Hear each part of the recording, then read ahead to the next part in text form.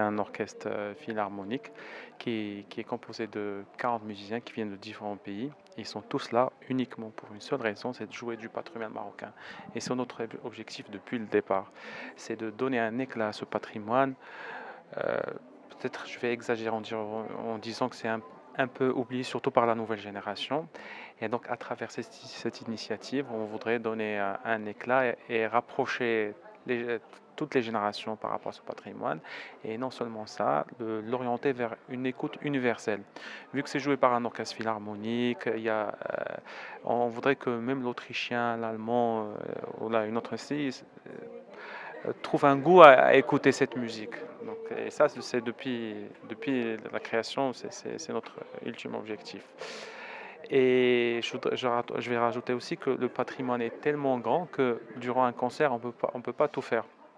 Donc à chaque fois, dans le programme, on fait un petit voyage. Dans cette édition, par exemple, on sera accompagné par Sana Amarahati, Si Mohamed Al-Asri, Nabila Ma'an et Neta El Kayam. Donc on va essayer de faire un peu de shabi, de melhoun, un peu de musique berbère, un peu de jizilala. Et dans les prochaines éditions, on va faire un autre programme et, et je le répète, on a un patrimoine assez riche et de quoi faire des concerts pendant toute l'année. Alors, grosso modo, 12 chansons, mais aussi il y aura des. Parce qu'on voudrait profiter aussi de la qualité des musiciens, comme le pianiste Tom Rimor, qui est très talentueux, ou Karim Ziad à la batterie. Donc, on va faire des fusions de musique marocaine avec du jazz.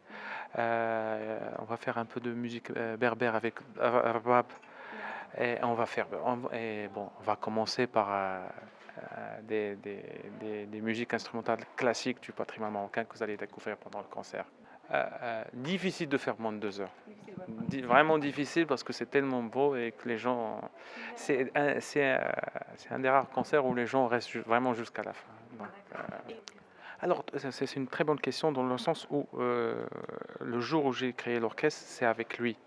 Et ça ne pouvait être qu'avec lui, parce que c'est un spécialiste dans la sauvegarde du patrimoine, à savoir. Maintenant, il se fait appeler par plusieurs ministères de culture d'autres pays, parce qu'il est capable de reprendre des chansons anciennes dont les notes n'existent pas, et il les retravaille, et il enregistre ces notes, et c'est de cette manière qu'on sauvegarde ce patrimoine. Et non seulement ça, ils sont tellement bien faits que ces notes peuvent jouer avec des Chinois, des Australiens, et ça va donner le bon résultat. Donc, exactement, exactement. Donc, depuis le début, c'est avec lui. Donc, il est non seulement chef d'orchestre, mais il fait partie aussi du projet lui-même. This was really a dream that started from just a message that I got on Facebook. I will be completely honest with you, one of many, many, many messages that I get like this on Facebook, and I don't really know why, but I had to answer it. And the question that I was asked by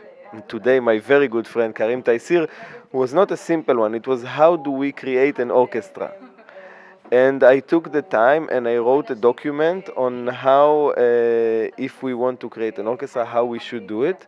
It took him 3 months or 4 months, and then he wrote me again and he said, "Okay, I finished stages 1 to 4. Can we can we meet now and see how it?" And this is how it all started. And to begin with, I did not really believe. I mean, just thinking about all these names being together on stage, Karim Ziad, Omri Moore, the violinists that play here, playing the best orchestras in Europe and in Morocco. The musicians here are really fabulous musicians. And the idea was really to have the best conditions possible, the best excellent musicians to create this music in the form that we believe that it should be treated as, like the best diamond that you have in the world. Well, first of all, about myself, I was really not born to a Moroccan family, but in many ways, my environment where I grew up in was very Moroccan. I know a lot more about Moroccan culture and music than I know about my own cultures in many ways, and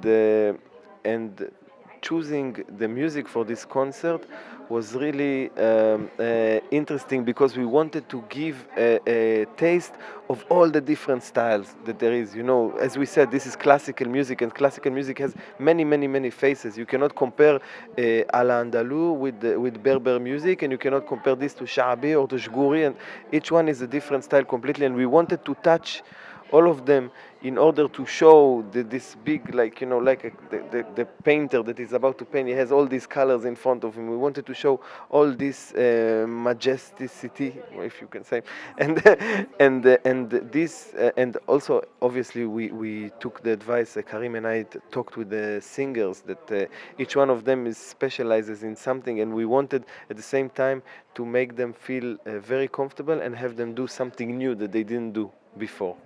All the talk and everything started for this concert a year ago. The actual work of writing the music started 2 months ago, and the rehearsals are happening for this week here after the musicians got already the notes and the links obviously before. It's kind of like this movement that at the end of it there is the peak, which is the concert, and it's very hard, you know, for me, because all the way to the concert I cannot enjoy because I'm nervous about the concert. After the concert it's not important anymore. I have the next project and this is already happened. So the only time I have to really enjoy is on stage. And it's funny because many times people tell me, you seem like you are very much enjoying on stage. And I want to say, yeah, but in my job, it's funny to say, but this is the only moment where I can enjoy. I really feel privileged to be accepted by the Moroccan public, to even be allowed to touch their music, because it is not obvious that it will be accepted, especially that I am changing it. I'm allowing myself to make changes. I try to do these changes with the most respect that I can, and with the outcome, wanting it to make the song even better. But I need all the time to be very, very humble when I do this, because I remember all the time that I got this trust from the public, and I need to stand behind the trust that they gave me.